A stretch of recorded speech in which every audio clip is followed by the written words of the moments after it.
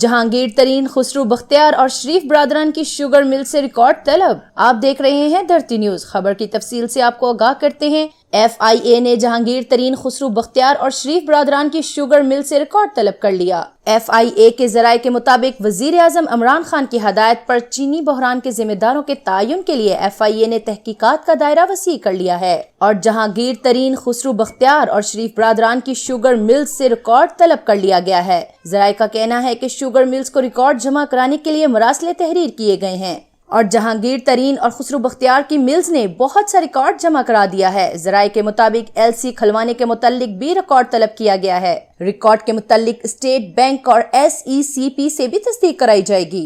मजीद latest news जानने और हालात से बाखबर रहने के लिए देखते रहिए धरती न्यूज और हमारे चैनल धरती न्यूज को सब्सक्राइब करना ना भूलिएगा।